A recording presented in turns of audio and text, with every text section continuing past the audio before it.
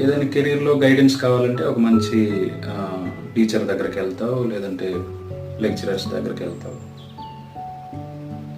అలానే మన డబ్బు, మన ఇన్వెస్ట్మెంట్ కోసం ఎక్కడికి వెళ్ళాం.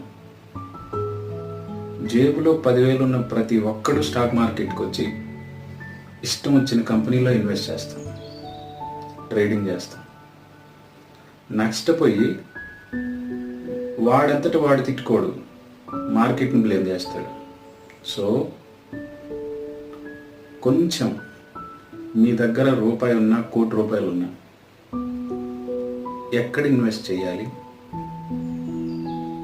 ఎప్పుడు ప్రాఫిట్స్ వస్తాయి అని మార్కెట్ ఎక్స్పర్ట్స్ని అప్రోచ్ అవ్వండి, తెలుసుకోండి.